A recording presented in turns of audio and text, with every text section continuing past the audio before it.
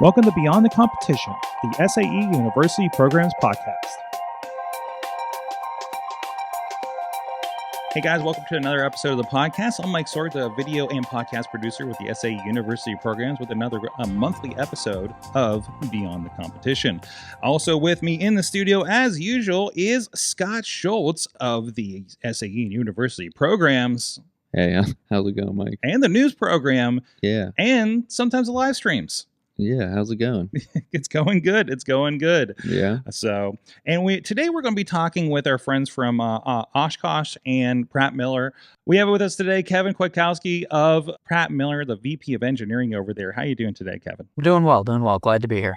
Excellent. And also with us is Joe DeHaan, the Chief Engineer at Oshkosh Corporation. How are you doing there, Joe? Doing well, thanks. Awesome. And of course, we like to start off the show with a little bit of an icebreaker. So Scott, take it away. We like to start with a weird question. So are you guys ready to get a little weird? Oh, yeah. All right. If colors had personalities, which color do you think would be the rudest? Maroon. Maroon? How big of a box are we looking at here? Is this the 16 box, the 64, the 128? Any color that's coming into your mind right now is the color I want to hear. We'll go with teal because I'm never quite sure what color it is. It seems a little elusive. Okay. I feel like it's hiding. This is not the polite thing to do. You can't really trust the teal because you don't know which way they're going. No. Now, why maroon? You know, it's just a color that snapped into my mind when you asked the question. You were quick with it, and I trust you. I think we stumbled on some kind of personality test somehow here. Now we got that out of the way. Tell us guys about Oshkosh and Pratt Miller and what you guys are doing over there. So Oshkosh Corporation is a global industrial technology leader that specializes in designing, developing, and building purpose-built vehicles. Oshkosh is composed of many brands, one of which is Pratt Miller. And I can hand it off to Kevin to tell us a little bit more about Pratt. Pratt Miller's we're a wholly owned subsidiary of Oshkosh. We've been with the family for about 4.5 years now or so. We're a product development company. We work in mobility, motorsports, and defense markets. We're probably the most known for the motorsports side of things, where we run Corvettes with Corvette Racing by Pratt Miller Motorsports. In the other markets, we serve industry, multiple different customers. We also do work within Oshkosh Corporation. Our big goal out of that is bringing technology, speed, and innovation. Awesome. And you mentioned motorsports. I know the audience would love to hear a little more about that. Do you have any fun stories or just anything you want to tell us about the motorsports side of Pratt Miller? I have plenty of fun stories, but I'll keep it kind of to a high level. Across the different business work that we do, we have a lot of different constraints in the different areas. Motorsports, we get this awesome opportunity to dive into super deep details of optimization, and it's a great environment to go out there and prove yourself every weekend. It's not for everybody, right? It's a high stress scenario, and you're continuously being put up against all of your peers, and you have to prove your worth all the time. The other areas, there still need to prove your worth, but there are different constraints, right? In defense, we get a lot of freedom, not quite as much optimization sometimes, but lots and lots of freedom. And mobility has lots of really cool technology that comes into play. So lots of exciting, different variety of things going on around the organization. So you mentioned that Oshkosh acquired Pratt Miller about 4 years ago. Why were the two companies such a good partnership? Oshkosh is industrial technology company and continue to develop the level and forefront that Oshkosh and all the segments are operating on, from bringing technology to the customers across all of the different segments point of view. Pratt Miller is a company that has really worked on the forefront of technology for our entire existence since 1989. And we were acquired for our ability to help that move forward. Or at least that was a large part of it, right? I wasn't part of the purchase, but I hear that was a large part of it. And that's absolutely one of the visions we're trying to keep moving forward and be, the tip of the spear for technology within Oshkosh, within the segments, and to really help that along. We are small compared to the whole organization, We're under 400 people. And what's the total tally right now? We're over 18,000 employees globally at Oshkosh Corporation. Yeah, so Pratt Miller is recognized as an innovation leader. And so even before acquiring Pratt, Oshkosh was partnering with Pratt Miller on certain projects. And at a certain point, it made sense for Oshkosh to buy Pratt and for Pratt to become part of the Oshkosh Corporation family. And like Kevin said, to continue to be that tip of the spear of innovation, to filter some of that technology down into some of the other brands. We always see interesting technology that Oshkosh has across all their brands, of course. I feel like I learned something new that you guys do. Like every competition that I see you, I'm finding out something else or another brand. Like JLG, the lifts were like one of the big things that I kind of like explored with you guys this year, as I've seen you guys out there. Is there anything new that you can talk to us about that you guys are working on? So for Pratt Miller Racing, they developed this CAMS system that essentially alerts the driver of being overtaken. And this actually has some applications in other Oshkosh products. And we actually presented it at CES this year, deploying it on our firefighting vehicles. As you know, a firefighting scene can be a pretty hairy situation. So situational awareness is very important in that instance. And so applying this CAMS technology from the race cars to the fighting vehicles really helps those firefighters be aware of what's going on around them. Yep, and that really, it started in motorsports to understand if you've got a car in, right, most of the racing we do is multi-class. So there will be P cars in a class, and in a sports car, you're a lot slower. You should get out of their way. If it's someone in your class, you probably want to block them so you keep position.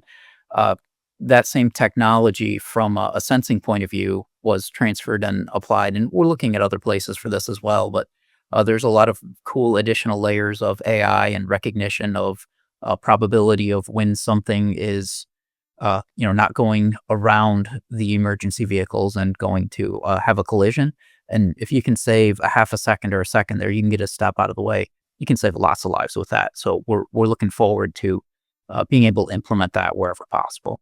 We are obviously always developing new technologies for our vehicles, trying to think ahead of our customers, what will make their jobs easier, what will make their jobs safer. We will present some new technology again at CES this coming year. We're planning on having another big presence there again. So anybody who stays connected with that can look forward to what we have this coming year. Are there other brands in your company portfolio you'd like to talk about? Within our company, we've had a very big focus on electrification lately. Obviously, that's going to be very close to anybody who's on the Formula SAE electric competition. So in 2024, we launched 4 EVs, including our Pierce Volterra municipal fire truck, our Striker Volterra airport rescue firefighting vehicle, our McNeilus Volterra ZSL, which is a refuse collection vehicle, and then, of course, our USPS NGDV BEV, which is being deployed to the field right now. And maybe some people listening to this podcast have had a chance to see those in the wild. And you mentioned the Formula EV competition. I know Oshkosh is a big supporter of all the CDS events. Even doing Baja a few years ago. Yeah, hosting a Baja. So what keeps you coming back and continuously sponsoring and supporting the CDS events? Yeah, so Oshkosh has been involved in SAE CDS events for over 20 years, whether it's sponsoring teams or the events themselves. Like you said, very recently we hosted a Baja competition here in Oshkosh, which was absolutely fantastic.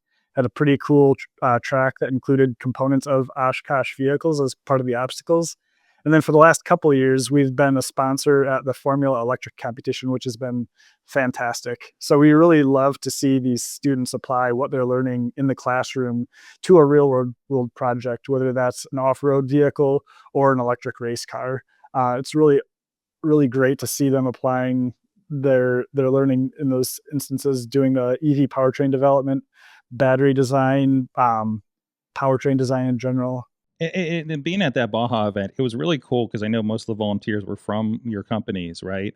And you could kind of get a vibe of how you guys work together from what we saw, in that coming together and how you guys were tackling problems. There were some rain issues, for instance, that weekend that we'll all never forget. But you guys I always said that it was one of those, like, you guys are so well organized. You had a pretty rough situation that you did the best you possibly could with, and really did very well considering that. So it was still a it's still a very fun competition despite the weather issues. Let's say that. I have to So, say that event was the coldest I've ever felt at 60 degrees out. Like oh yeah, this misty rain and wind the whole time. Everyone survived it, but man, it felt cold. we were all wet, but still having somehow a great time. Yeah.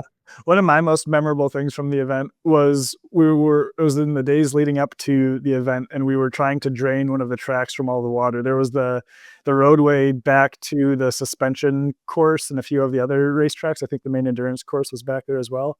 And we actually took one of our MTVRs, which is the Marine Corps vehicle, and we used it to essentially put a trench through a field back to our drainage pit to help drain the water off of the roadway. So the Oshkosh truck at its best.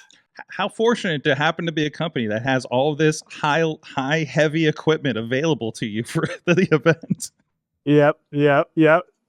So to add on to the events and kind of my experiences with them. So I've been involved in either Formula SAE. I was a design judge also at the Baja event at Oshkosh, and then this EV event just this year in 25 was the first EV event I was judging at.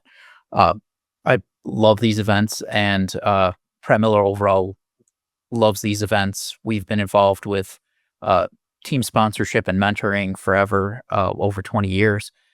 It's just a fantastic environment to see students put their heart and soul into this, right? These are engineering students that are going for an education and doing this as a separate hobby in a competitive environment, which is it's inspiring. It's just a beautiful thing to see the level of effort that's put in.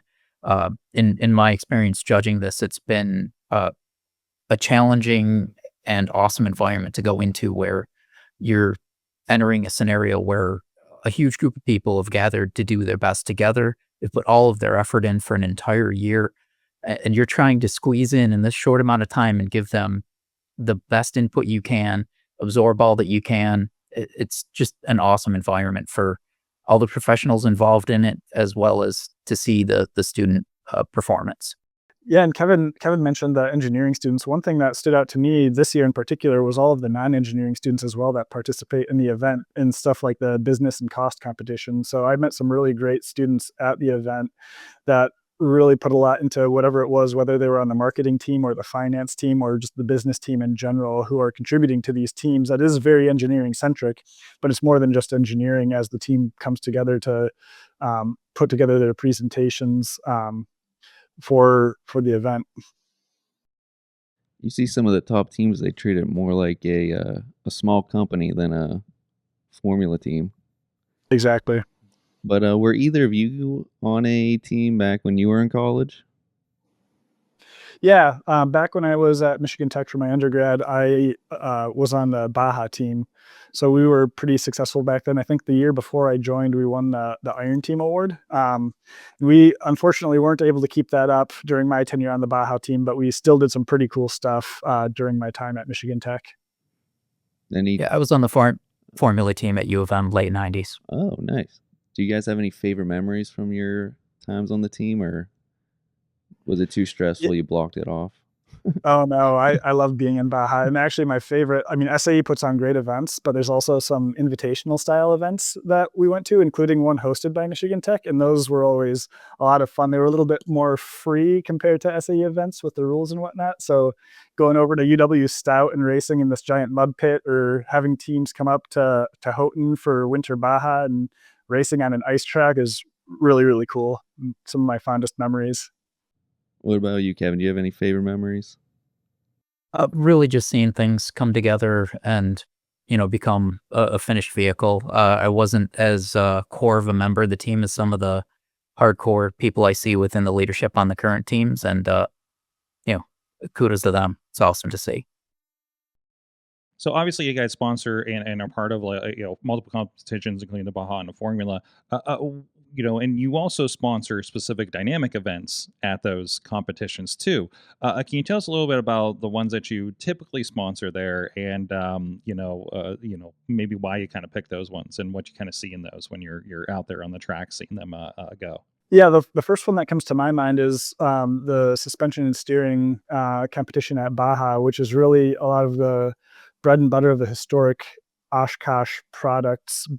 Thinking back to the late 19 teens when Oshkosh got the first patent on the four-wheel drive system. So those highly capable off-road vehicles, which is really the heritage of Oshkosh Corporation. And then this year, Oshkosh sponsored the design competition at the Formula Electric event. So not a dynamic event, but obviously a huge points event, and something that has deep roots across the business and engineering process for all of the teams. I had a follow-up question, but as Mike knows, they slip through my memory pretty quick. But you guys, you sponsor Baja, you sponsor Formula. Do you see any different strengths between the students from each event? Yeah, I think there's the different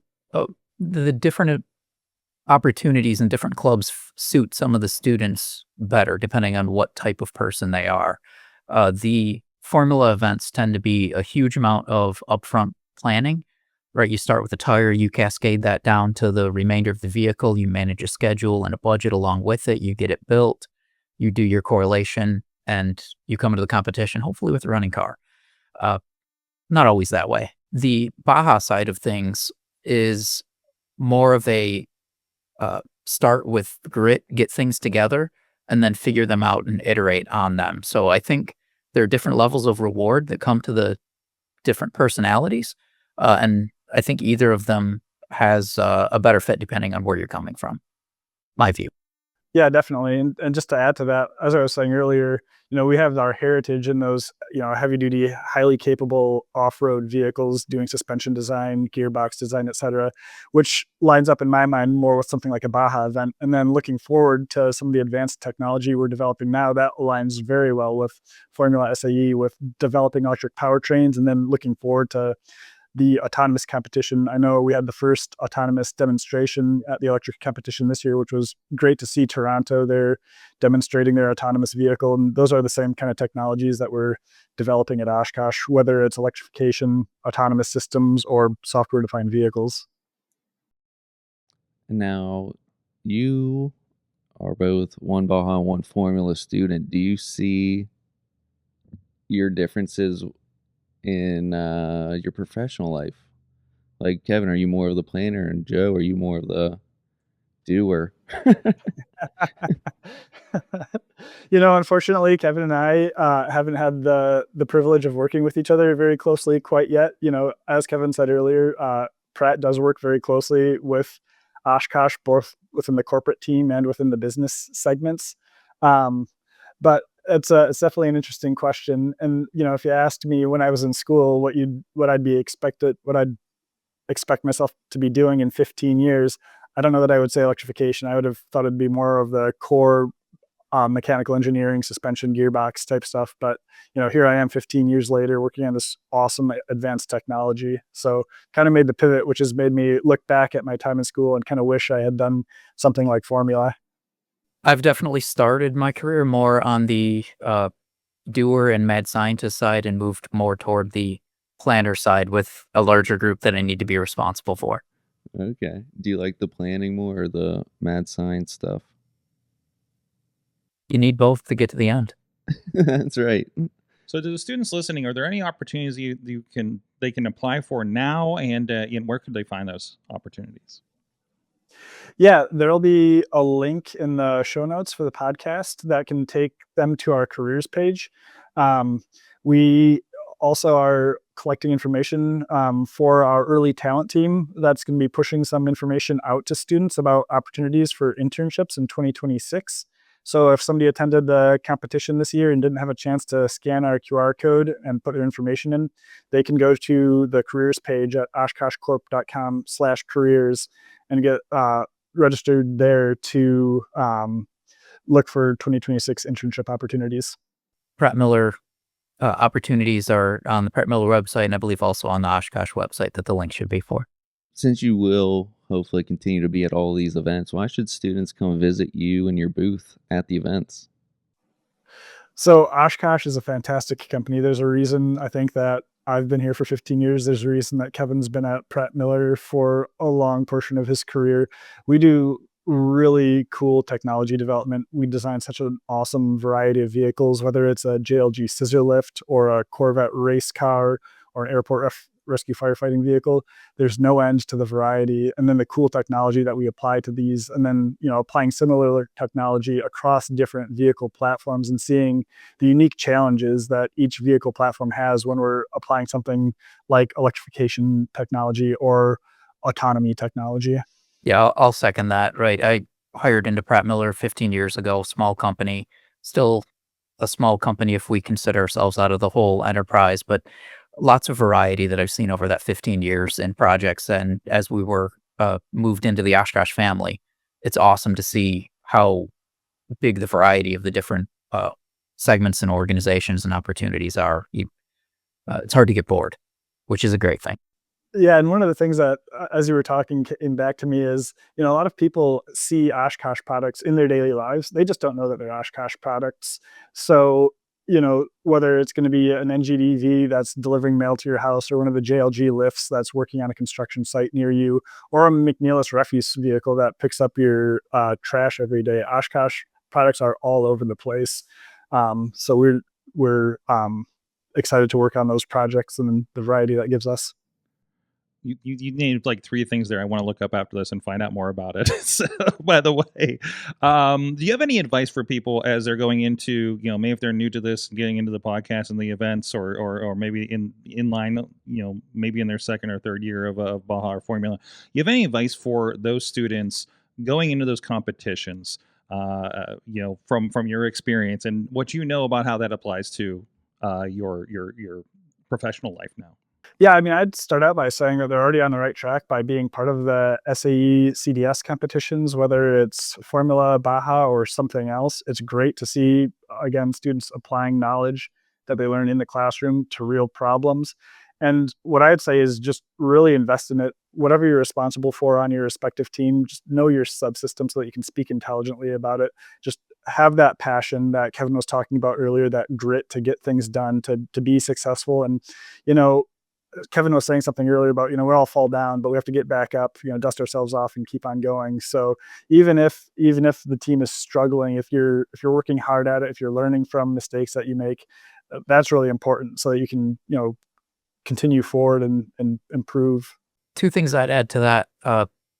This level of freedom, autonomy, and opportunity in what direction you want to go on your systems, that is a very special thing that anyone in the student competition has in their grasp right now. Don't lose sight of that you have big choices of your destiny on your systems, on your cars. That may not happen to that level of autonomy in the future, right? There will be other price constraints and organizational constraints and things like that. So enjoy that. And make sure you finish early enough to have time to test, because test time is more valuable than anything else. And it's also probably the most fun. And do you guys have any final words before we let you get back to your busy schedules? No, yeah, I'd just say if you're not familiar with Oshkosh Corporation, check us out. Like I said, we have a wide variety of businesses, wide variety of products, a lot of really cool stuff to work on, and a lot of really cool technology that we're developing. So if you don't know Oshkosh, you should. Yeah, I'll second that. It's a great place to work. Well, guys, thank you so much for joining us and taking the time out to talk to us and the students out there listening to this podcast, wherever that may be. And again, we referenced a lot about that, the 2023 competition. So if you want to look up the Baja SAE Oshkosh 2023 highlights, you can see a little bit of what we talked about and some of the interesting integrations they had and some of the equipment you guys had on hand too, which was really cool to see. So go go check that out. And of course, as always, please check out the link, of course, as we were talking about for the career opportunities for these companies, and make sure to subscribe to us on your podcast listener or over on the YouTube page. There's a podcast playlist for Beyond the Competition, and make sure you have downloaded the app for your competition as well, Baja, Formula, whatever it may be, and you'll get notifications whenever we do have updates. And make sure you're informed so you get all those deadlines, and like you're saying about, make sure you're done in plenty of time and not scrambling, so you can take that time to test, which is so important. Thank you guys, everybody, for joining us. Until next time, stay safe out there. Thank you for listening to Beyond the Competition, the SAE University Programs podcast. Show notes for this episode can be found at beyondthecompetition.fireside.fm. Remember to stay tuned for updates on your competition's newsfeed or app, and follow SAE_University Programs on TikTok and Instagram. Stay safe out there, and we'll see you next episode.